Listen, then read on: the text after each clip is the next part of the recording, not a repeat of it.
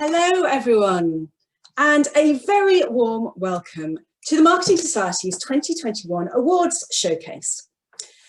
As you can see, I'm dressed up for today. For those I haven't met before, my name is Sophie Devonshire and I'm the CEO of the Marketing Society. And I've put on my sparkly jacket today, not just because I'm a little bit bored with not having any excuses to dress up and go out, but because I wanted to signify that this is a celebration today. We are going to be hearing from the marketers behind our 2020 award-winning campaigns, who'll be showing you and talking to you about their personal insights behind success. And at the Marketing Society, we love celebrating real marketing excellence. And today is a celebration of that. So I'm going to be introducing some amazing speakers to share some perspectives on that today. But this session is about each of you at home, and it's about thinking what is useful for you from these conversations and these stories today. And it might be that you're listening to this session because you want to understand more about how you can be a great marketer, how you can do more with your teams to get to a successful conclusion, or it might be that you'll be thinking about how you might enter for our 2021 Marketing Society Awards. Whatever your motivation, I really hope you'll enjoy this session. It's going to be quite a pacey one. We're going to hear quite a number of stories, and there are going to be opportunities for you to ask the questions. Ask the questions of people that you really want the answer to. So remember, on Zoom, we always have our chat function and there's a Q&A function. Please, please, please ask questions as we go. Take advantage of hearing from these great marketers. 35 years ago, the Marketing Society launched the Marketing Society Awards to recognise and celebrate marketing excellence. We wanted to provide valuable evidence and ammunition for our entire marketing industry to demonstrate how best practice marketing builds brands and drives business growth. More important in 2021 than ever. Since then, our awards have been setting the standard for marketing excellence across our industry and into the wider business world. Now, these awards are judged by marketers and they're for marketers, and they're widely recognised as the leading marketing awards, not least because they look at business results and therefore provide evidence of marketing's effectiveness. And in these challenging times for economies and for businesses, it is more important than ever to remind business that the marketing industry is a valuable driver of growth. And the Marketing Society Awards help us all do this, giving us the best practice evidence to empower our industry. So if you are listening to this and you're thinking about entering the Marketing Society Awards, and if you've never entered them before or haven't done so for some time, this year is the year to make that happen. This is the year to make the hard work of you and your team count. So let's come together and prove that excellent marketing makes the difference. But before I introduce you to our three speakers today who are going to be sharing the stories of their success, I'd like to hand you over to our wonderful president of the Marketing Society and chair of our awards, Sil Saller, who'll be sharing her top tips on how to enter our awards. Hi, Sil. Hi, Sophie.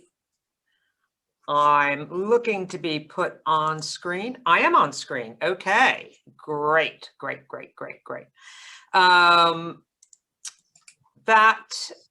going to really encourage people to be on chat because I'd love to see what you're thinking as you listen to the cases, and you may hear back from me. So I want to echo Sophie's encouragement to enter the 2021 awards. If you look at the video that I did for our awards website, I'll talk in more detail about the internal and external benefits for you and your company. The headline is that writing awards allows teams to step back and have pride in all they've achieved and really helps codify the learning, which is hugely valuable to you, right? You know what works and what doesn't. And for those who win or are shortlisted, it's a massive morale boost, tremendous recognition. And that, you know, is so important just now, as Sophie said. And you'll also be recording your fabulous successes, and that moves our profession ahead, which is one of the things the Marketing Society is all about. Now, as you are going to hear amazing cases, we've only given them 10 minutes to talk.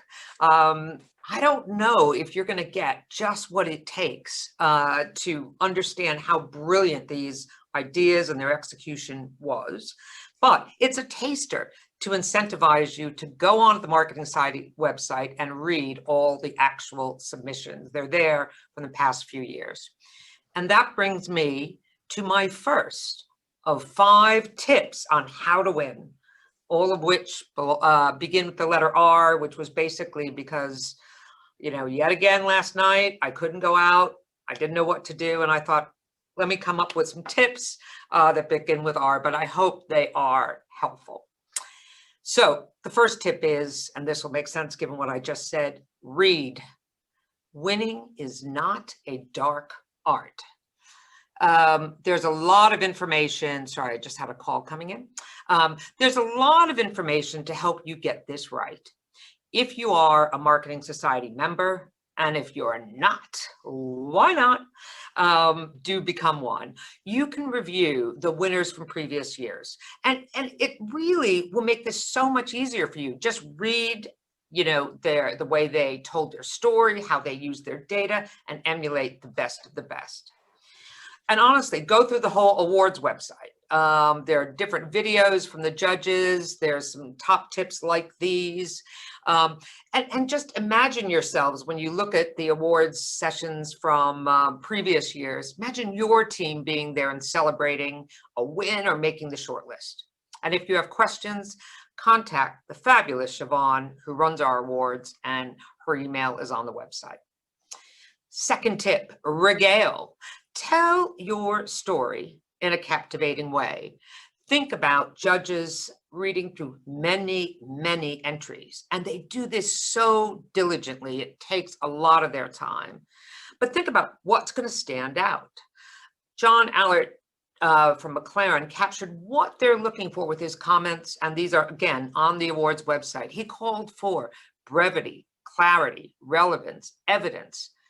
Often less is more, so long as the less is faultless. 3, rigor. I can't tell you how important this is. We have a group of judges who can see through the BS and know what great results look like. Please don't call sales uplifts return on investment. They're not the same, and it's just annoying.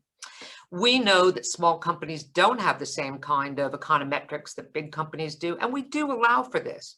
Simple, strong, accurate numbers that tell the story well work. 4, reuse. Yes, you can enter multiple categories. It gives you a better chance of winning, right?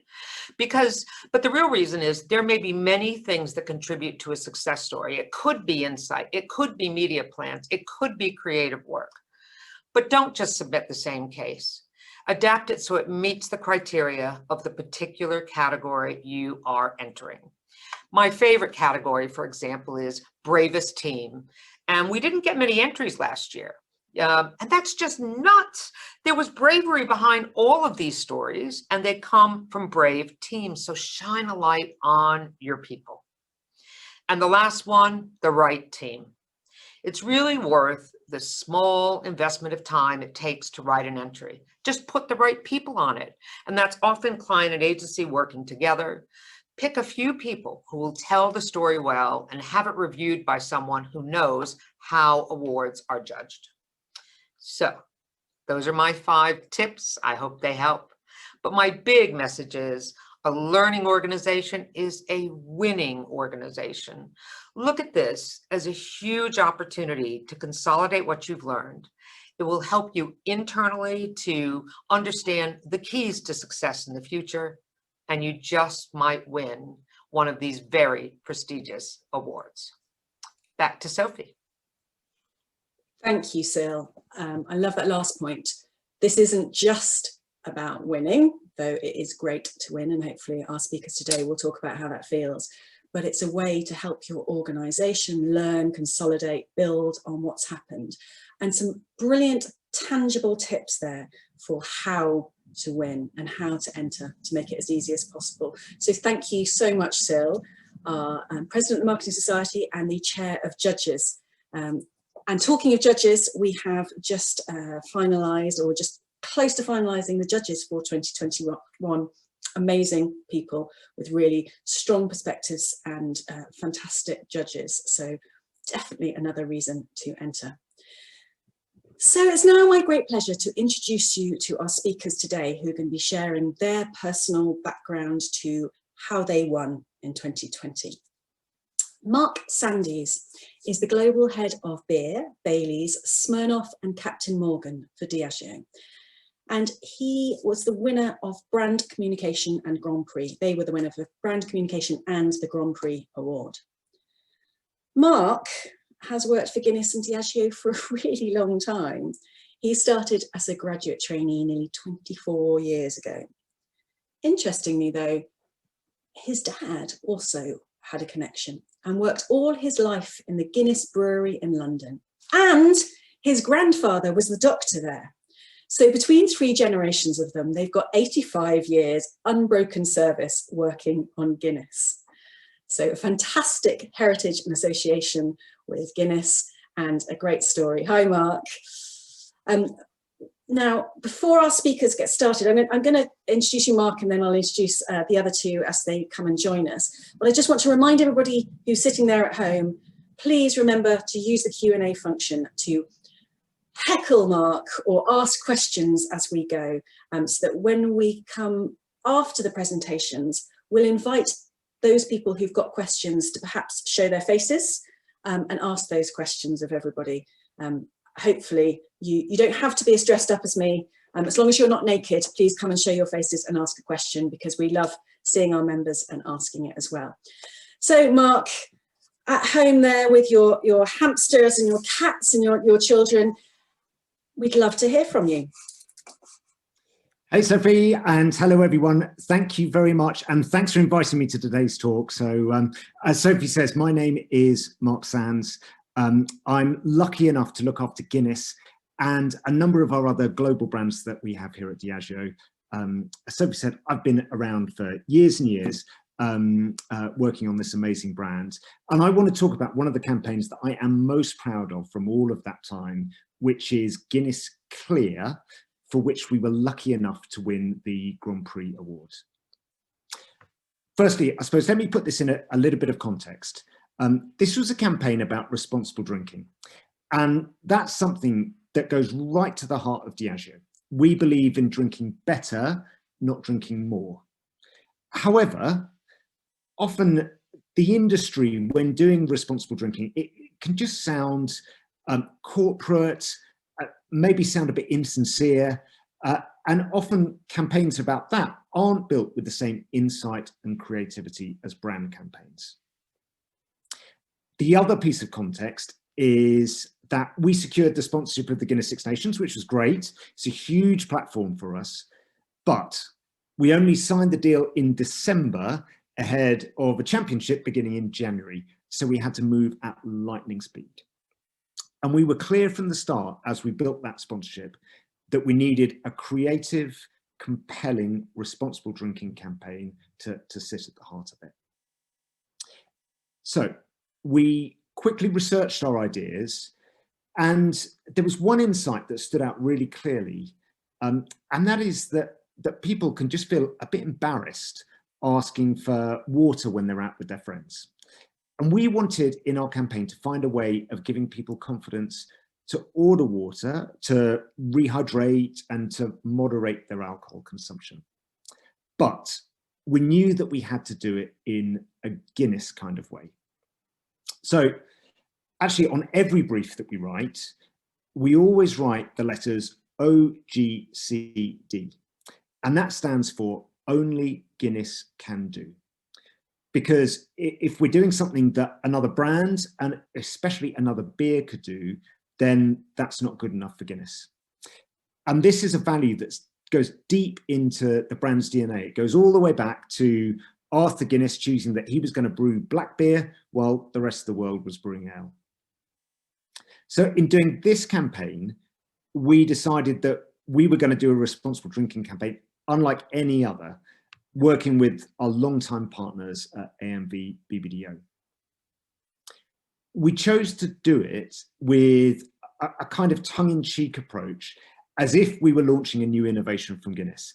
And that was a bit of a risk, because it could have seemed as if we were being flippant, or as if we just didn't really mean it. But we knew that having an insight at the heart of it and having a creative, engaging approach stood a much better chance of actually having an impact and getting people to change their behavior. And then, having built the campaign with that insight, we then just really went for it in the way that we brought it to life.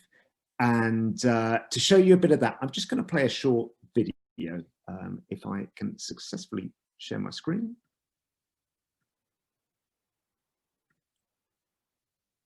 Here we go. The British like to drink, sometimes a little too much. A glass of water now and then can help, but there's a problem. A tap water, please. What? Nobody wants to order water in a bar. So we rebranded boring water as something special. Guinness Clear. And we introduced it to the world in all its beery glory. A flavour unlike anything else. With all the beery cliches. What else tastes like it? Nothing. In Social, we explained how to master the Guinness Clear pour. Turn it on. Introduced product extensions. Extra cold. And showed how to ease into the bold new taste. Maybe start off with a hat.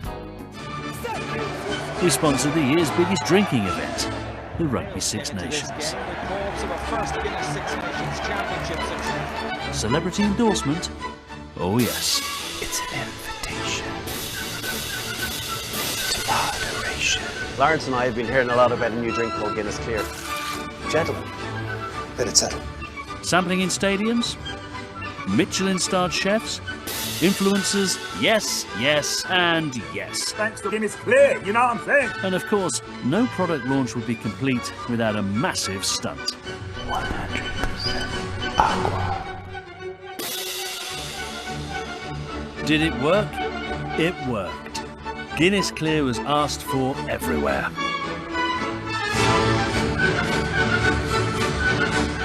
With the public posting their own reviews. I like it.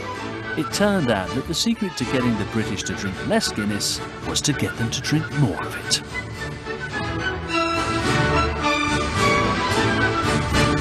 It's not beer.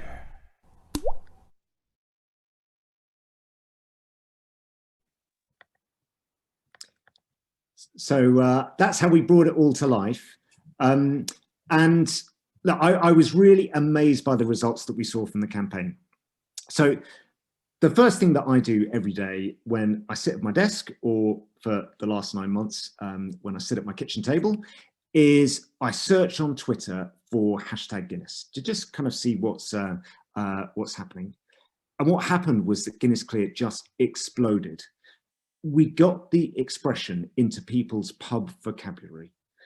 There were 14 million people who watched the film online, with double the completion rate that we normally see across Diageo, which is already quite a long way ahead of the normal benchmarks for the platforms. People started talking about it and using that expression. And right back to the insight, this gave people permission and confidence to order water in a bar. So we saw in our research that 82% of people said that the campaign made it more acceptable to order water in a bar. And 80% they actually said that they actually had done so. But then, really interestingly, and kind of what we weren't expecting, was that the campaign also did an incredible job for Guinness. So Guinness Clear delivered a stronger return on investment than actually any of the previous Made of More campaigns. And that includes award-winning films like our film about the Sapeurs, or our film with Gareth Thomas that won the Cannes Glass Lion. People trusted the message from us.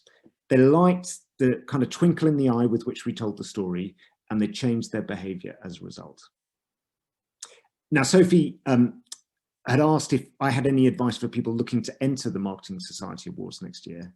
And I guess the first thing to say is to go for it in your campaigns, to make it the kind of work that people will look back on as the best work of their lives. Because I know the team working on this felt that about Guinness Clear. Be clear on the objectives and measure whether you've achieved them. And finally, make sure your award entry does the work justice. And Sil mentioned that in her 5 R's as well. In the past, to be honest, our award entries were often delegated, were a little bit of an afterthought. But this year, we were just really proud of the work, and we put in a huge amount of effort to telling the story. We got great people writing the entry, and I spent a lot of time editing it and adding to it myself. So when I look back on the campaign, look, simplicity is really important in marketing. You know, we know it's important to develop and build distinctive assets and simple system one associations that create mental availability. And we really believe in this. But simplicity always runs the risk of becoming one-dimensional. And one-dimensional brands struggle to change with circumstances or to navigate this complex and changing world. And that's just not how Guinness has been built over the last 262 years. Our belief in doing things in a way that only Guinness can do is our greatest strength. And Guinness Clear demonstrated that a brand with depth and complexity can encourage more people to drink it when the time's right, and encourage people not to drink it when the time isn't right. Thanks very much. Sophie, I'm going to hand back to you. Thank you so much, Mark. Really interesting to hear the story behind it and the decisions that were made there, and a great film to see as well. But that central tenet of only Guinness can do, OGCD, and how helpful that must have been as a navigating point for you. And interesting to bring up the power of simplicity versus the challenges that faces. I guess the beauty of this as an example is the entry for this was simple but also complex, and it goes back to understanding your audience properly and making sure you're understanding the audience when you're putting the entry in, as well as when you're putting the campaign together. Thank you so much, Mark. Really interesting. I'm sure there'll be some questions from the audience about how it felt to make a decision about something that was so different, and whether there was any reaction against it. But I'm going to move now on to the second of our speakers, and we'll come back and ask Mark some questions later. There's another Irish link here as I introduce the next person. ITV were the winner in 2020 for Transforming Corporate Culture and Inspirational Story, that category. And Claire Phillips, who's the Director of Social Purpose at ITV, is joining us today to tell us a little bit of their story. Claire, as it turns out, is descended from the Irish revolutionary Patrick Pearse, who tried to overthrow British rule and proclaim Irish independence in 1960 and was executed for this failed coup. So there's a slightly different example of bravery and doing things differently. Hello, Claire. Thank you for joining us. Hi, Sophie. Nice to be here. Tell us your story about how you ended up being such an amazing winner last year. Great. Well, I am going to share a few slides and a video as well. So hopefully I'll make this transition as smooth as possible, but bear with me if not. Here we go.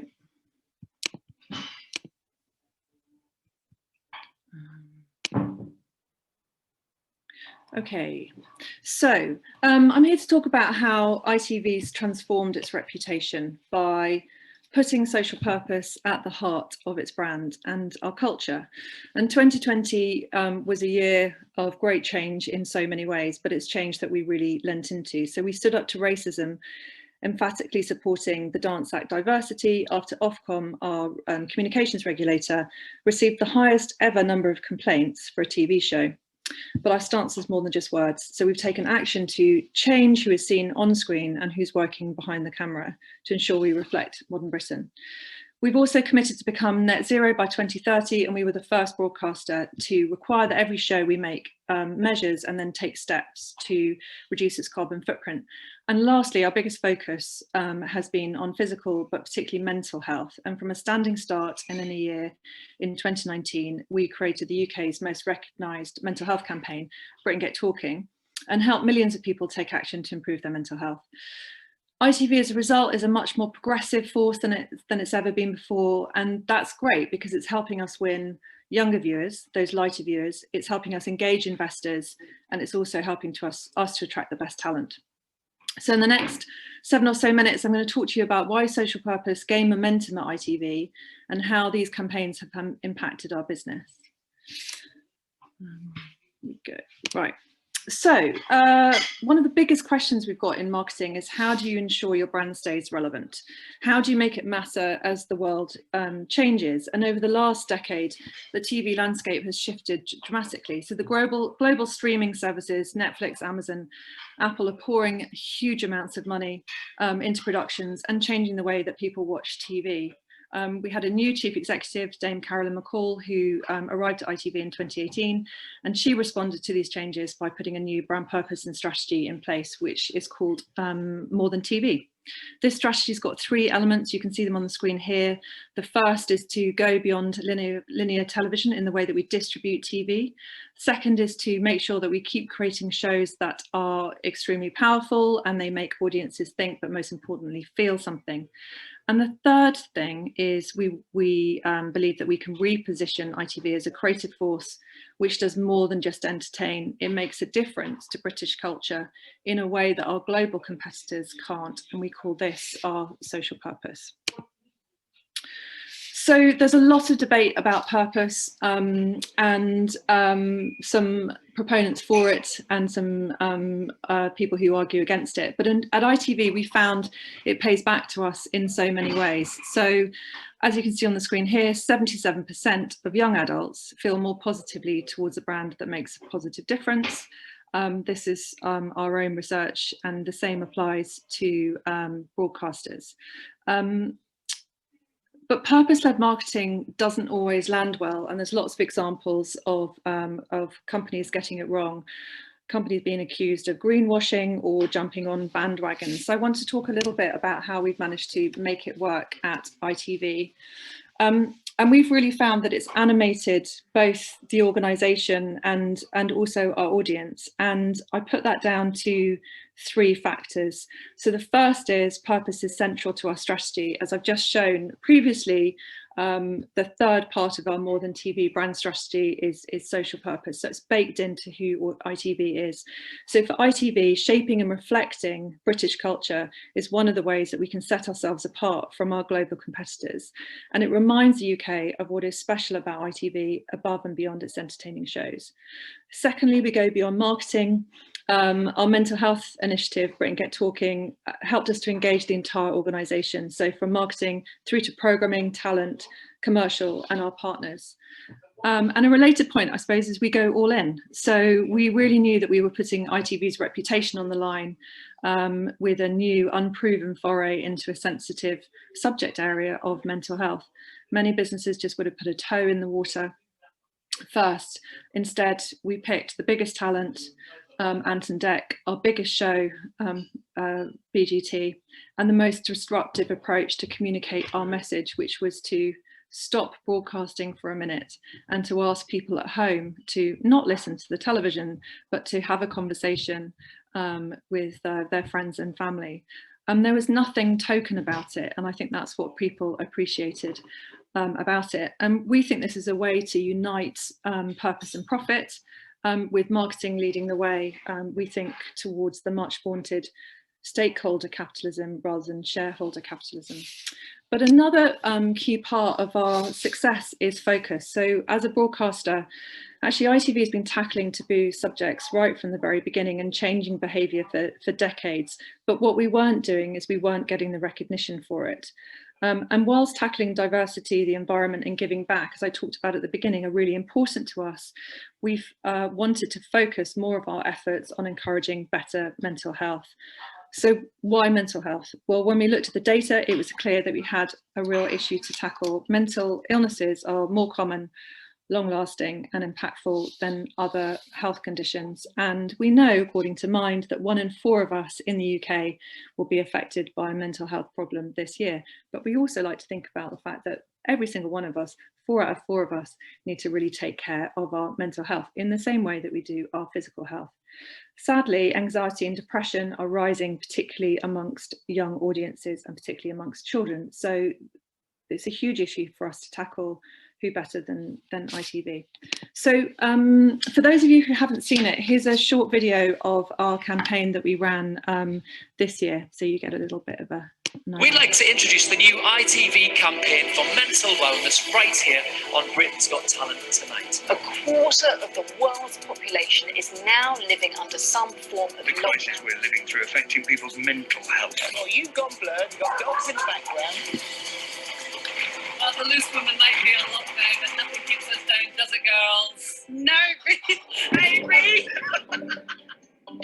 Ant and Dec relaunched their mental health awareness campaign tonight in response to the coronavirus pandemic. If there's someone you can't be with right now, pick up the phone and show them that you care. Reach out to the ones who need it most. And if you want to share a message with the nation, just post it on social media with the hashtag BritainGetTalking, and we'll try and broadcast as many as possible. Ant and Dec have relaunched ITV, all about helping you and your loved ones to stay connected. Hi, Auntie Kathy, it's me, Dolly. Just here to check up on you all. We miss you and we love you. We think of you all the time. I hope you're not alone, Leo, or anything. Just let you know how loved you are and that we always keep in touch. I really, really miss you guys. To all the doctors, the nurses, the educators, all the office staff, all the cleaning staff, all the unsung heroes. Thank you. Thank you. Thank you. So many people are pulling together, keeping us going, keeping the country going in impossible circumstances. Thank you. Be good, be generous, and most of all, be kind. Pick up the phone. Check in with people. Above all, keep Britain talking. Keep Britain talking. Get talking. Come on, Britain. Let's get talking.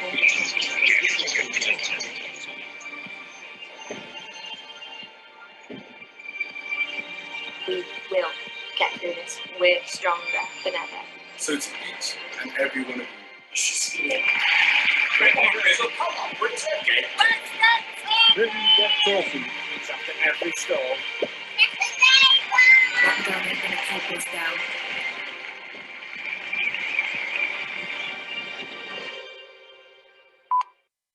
We'd like to introduce... So lastly, I just want to talk about the results, and the results have been really, really fabulous. So as I said, we're the UK's most recognised mental health campaign. We kind of got that from a standing start in both 2019 with the work that we did in BGT, but also in 2020 with the case study you just seen then.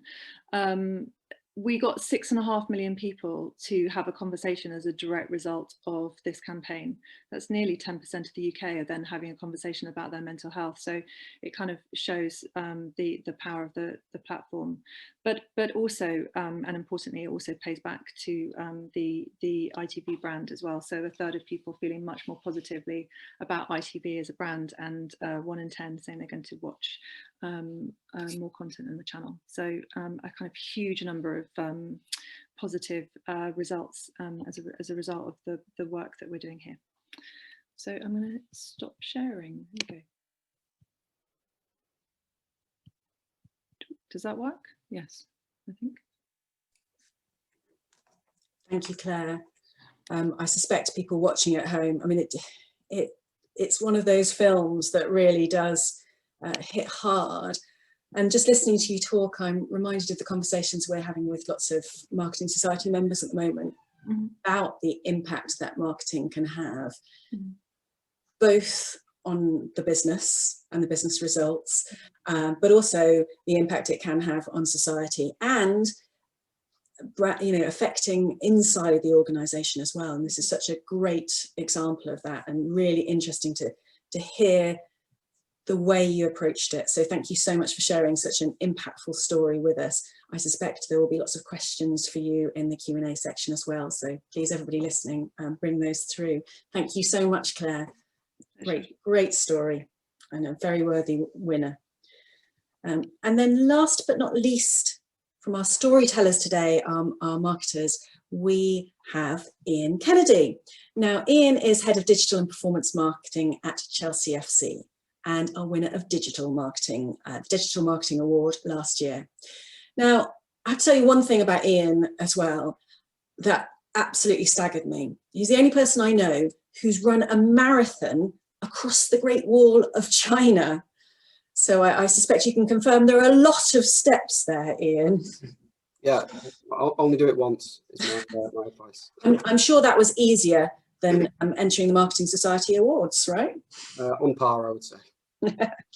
Tell us your story. Yeah, sure. I'll just share my screen.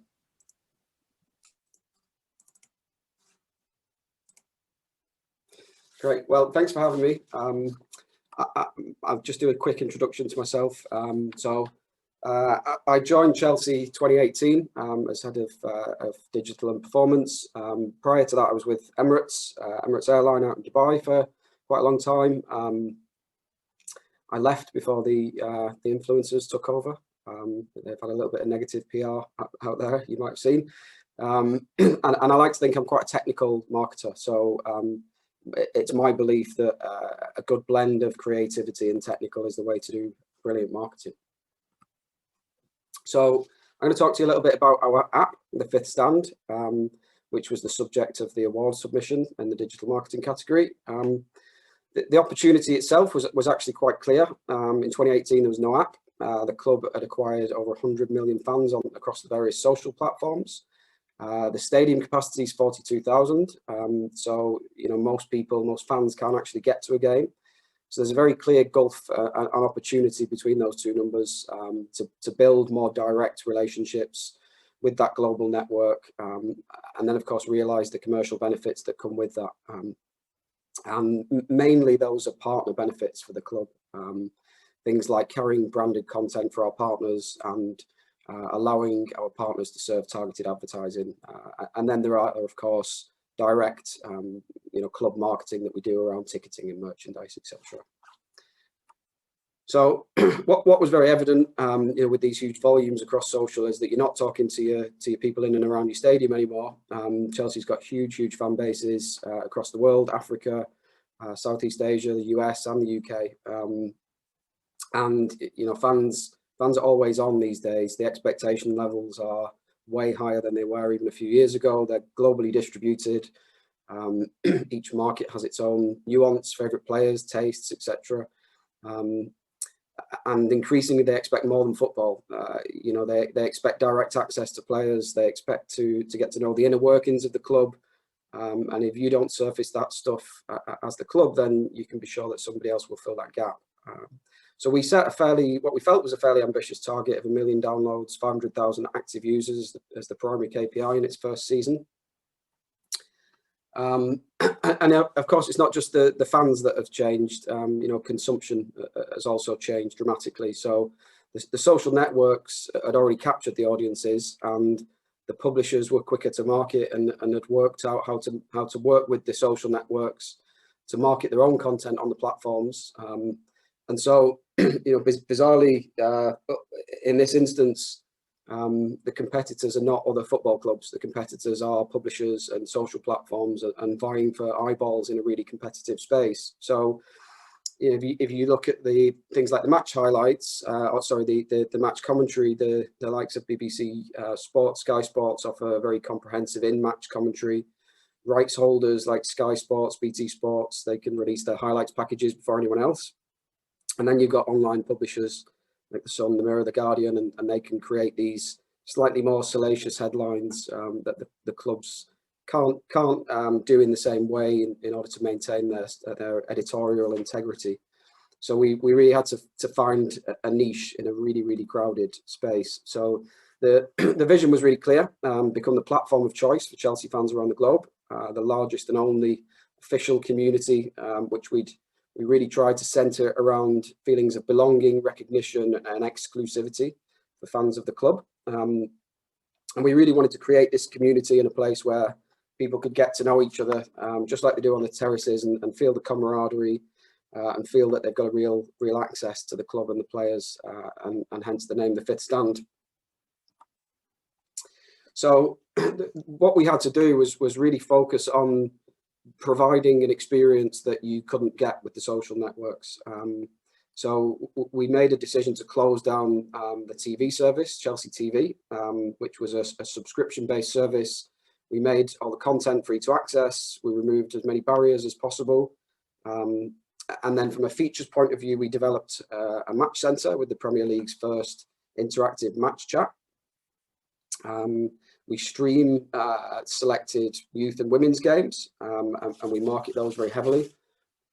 We introduce a weekly feature that you can see the grab of there called Ask Frank, which is an opportunity for our fans to interact directly with manager Frank Lampard, who's a very in-demand character. And then we also introduced this Netflix style sort of on-demand box set experience, which houses all of our high-quality, long-form content. And all of this was wrapped up in an app-first publishing policy, where the idea being to train the behaviours that you would always find it first on the app. And so it went live July 2018. We launched campaigns across 31 markets, all tailored to the relevant languages and the relevant audiences. So it was a fairly intense campaign to create and optimise. The 1 million target was achieved within 6 months, and then which was obviously 6 months quicker than we'd originally projected. And after 9 months of iteration, and there was a lot of iteration around content and acquisition, we achieved the 500,000 active users that we'd set out to do. And that we've evolved that model, the acquisition model, and we're now at a place where we optimize around a cost per 6 month retained user. So we look at it over a very long period of time. And you can see the incremental visits, whilst the web has grown year on year, the incremental visits and the step change really comes from the app and the continuing growth of the app. And so, since actually the entry was created, the app has continued to grow. We're now at 7 million lifetime downloads, which puts it at the third most downloaded club app in the world. In February of last year, we broke through the 7-figure MAU barrier for the first time, and that's been a sustained growth. And of course, we picked up the award for digital marketing, the Brave Awards. So what did we learn? We learned that you had to move outside of your comfort zone. I think that is if you were to ask me to rank these, that would be the top one. And there is something there about leading the change before you realise that it's happened, because I think a lot of clubs did up until a few years ago have quite an antiquated thought to servicing their fans, mainly because their fans were considered to be fans in the stadium. And so you really have to move out of your comfort zone and really challenge yourself. And actually quite a few people across the club sort of had to adjust to a new way of thinking, which sort of goes with the second part around retraining behaviours. This is much more consumer facing, but what we found is that you really have to communicate your message well, repeatedly, and build equity in what you're telling your audience in order to change those ingrained behaviours.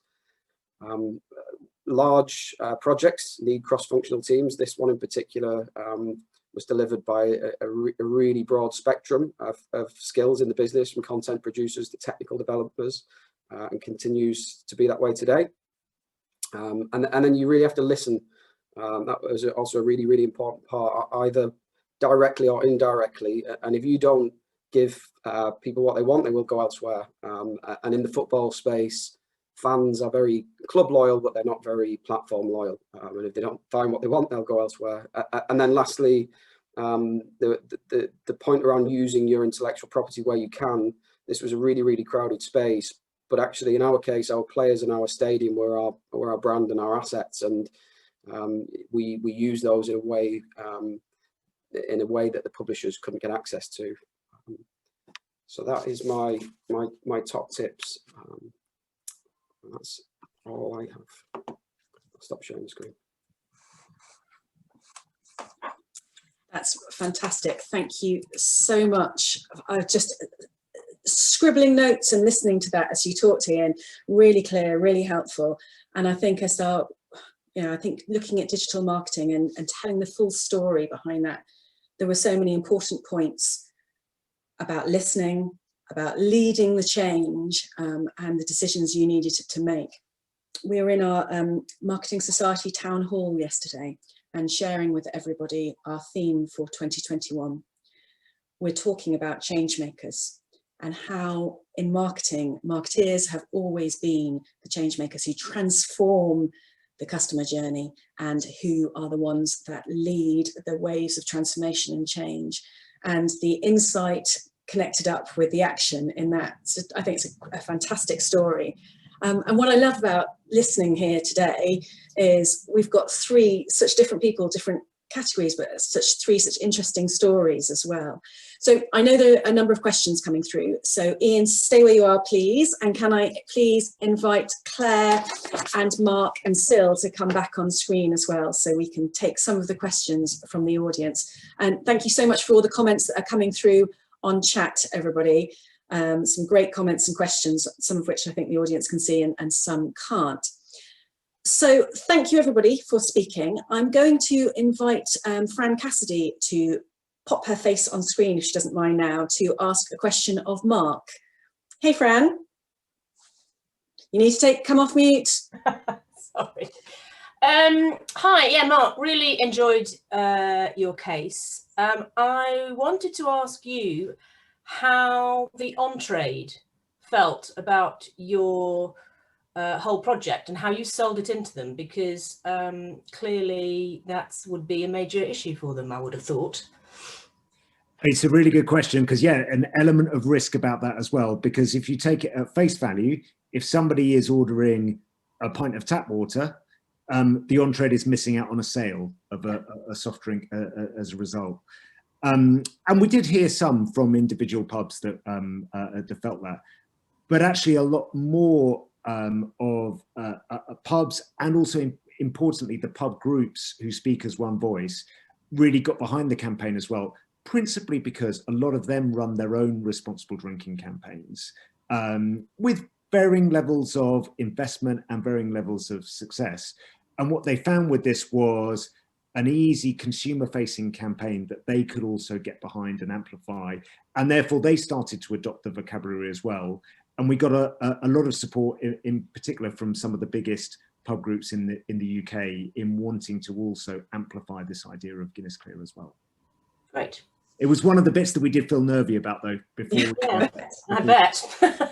And I mean, and was that replicated also in terms of the investment community as well? Were they nervous about you launching a water campaign? Do you mean into like our Diageo investors, or our kind of Diageo investors and things like that?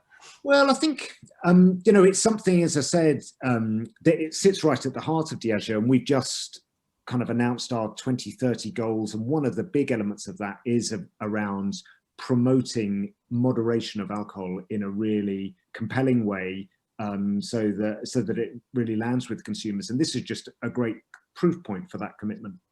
Great, thanks. Thanks, Fran.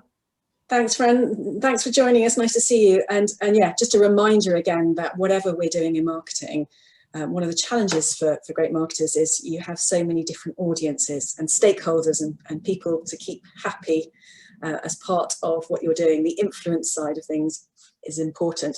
Now, I can see there's a question also come through from Michael for Claire. Michael, are you there? Do you want to pop up and show us your face and ask Claire the question you had for her?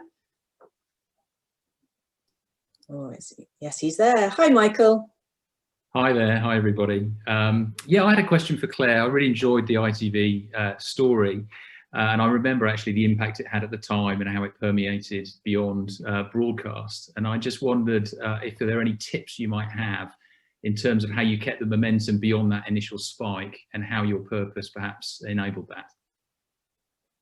Yes, I mean, I think the, I mean, we're already starting to do it for this year, is we make sure that it's just not one spike, because it's not enough. So there was a conversation yesterday about our 2021 plan. And so what we are hoping to do is have a couple of spikes, but pop up at some nice tactical moments. So we're always looking for those tactical opportunities, but we always plan to have at least 2 big spikes. And then when we do go big, we kind of really go for it, either by stopping BGT in the middle of the final on a Saturday night, which just sounds perverse, to stop entertaining and start talking about a serious subject like mental health, or in the way that we did it in 2020, which was just 250 films that I think we played out over the course of about 8 weeks. So yeah, so really it's planning for a couple of moments, and then thinking how we can tactically take advantage of certain kind of moments in the schedule. Yeah. Super, thank you. Brilliant, thank you. Thanks for joining us, Michael. And I think we have one more question, time for one more question. I think Tamara, who is one of our great judges, I think, Tamara, you've got a question for Ian. Can I invite you to come and show your yeah, trying to get off video, get onto audio. So first of all, I have to confess, I am a lifelong Chelsea fan, and have in my family, we go back at least as far as my grandfather. So so I would love your job. That's probably the first thing. How do I get your job? No, the question I had for you was, obviously, I'm sure the brands today, and they do so much of their own social media, they will see, and if they don't themselves, their agents will see them as brands. So how did you, as you were kind of creating something under the brand of the club, did you have any challenges around how you do portfolio management? You know, so it might be different from a portfolio of brands like I run health brands. But did you have any challenges around navigating what was right and on brand for the club versus players, and any learnings for people doing portfolio management? Yeah. I mean, it's a really, really good question, and obviously you're dealing with personalities, and with you're absolutely right. Agents see them as brands. You know, the reality of it is that you are dealing with people, and you know there are some contractual obligations, but there's also some personal relationships. The benefit that we have is that we have a player liaison. It's somebody's job to, you know, to sort of ensure that the right commercial, marketing, player relationships are maintained, and that person is multilingual. He operates down at the training camp, and he's very, very close to the players personally. So it's an ongoing balance is the answer to that. You know, I would like to say it's all very, you know, super organized, and everybody's you know, where they're supposed to be at all times. In reality, it doesn't work like that. You know, if you create good content, the players will want to be involved, and they'll want to be, they'll want to participate, because there is a symbiotic relationship where, you know, we support the players in growing their social profiles, you know, by featuring them on club channels. So, and that's also good for the club as well. So it's a very fine balance to tread, but one that I think do quite successfully. Great, keep up the great work and the information coming. It's a great site, so and an app. Thank you. Thanks. How brilliant. Thank you, Tamara, and thank you for your positive comments on chat about judging as well. So interesting that we end up with these things where you get people who are both customers and consumers of the stories, or fans of the brands, and people who try to steal other people's jobs. I mean, the great thing about having a network like ours. We are running close on time. Sil, could you just tell us, Sil, one piece of advice for anyone listening who's got a great idea, like the ideas we've heard of today, and they want to make it a reality? What one thing would you urge them to do or think about? I would think through the entire value chain. If I think about if you talk about real life, make it happen, as opposed to writing the story. These questions were excellent, and they reflect this. You know, we don't usually do what investors think, because we know if we please consumers, investors will be happy, and we don't want to drive our strategy by that. But that question on what does the trade think? Boy, if you can't get through the trade in order to reach the customers, it's really going to suffer. And as I said about brave teams, it was a very brave team that took that risk to potentially upset the trade, because we knew we had a winning idea with consumers and therefore that would win with them. But you can do research for both. So it's just think through it in a totally 360 way, and it'll make a difference to your execution. Brilliant. Thank you, Sil. Thank you, Mark, Ian and Claire. That's terrific. I know there are a few more questions we haven't been able to answer. We'll make sure we get those questions answered in our follow-up as well. There will be a follow-up after this to share with everybody. But thank you all the speakers for joining us. I'm going to invite one last person to join us, who is actually a winner from previous years, Michelle, I believe. You received a Marketing Society Award for Walkers being Brand of the Year a few years ago now. But Michelle is Managing Director for Accenture Interactive, a fearless change maker herself. And she's forged her way client side with Colgate and Pepsi, and also a startup with Brand Learning, which was acquired by Accenture 3.5 years ago. Michelle is a huge supporter of the Society, and Accenture have been our partner on the awards. So Michelle, tell us why you feel it's important for Accenture to be aligned to these awards. What's your story? Oh, thank you, Sophie, and thank you all for the fantastic stories that you've told. Really inspiring. Look, Accenture Interactive are so proud to be the partners of the Marketing Society Awards, recognising and celebrating marketing excellence like we've just heard. We're in really challenging times, as we all know, and the brands that we work with and that we've heard about today continue to amaze us with the resilience and creativity, and how vital that is during these very, very difficult times for business. So as the judges pored over the entries of the 2020 awards, it's really interesting that there were 3 themes that were common amongst the winners. And actually this might help a little bit as people are thinking about their award entries for 2021. The 3 themes we saw were driving and embracing change. And I think the Guinness Clear, Mark, your example was a perfect example of who would ever have thought we'd be advertising water to ardent drinkers. So it was a fantastic one.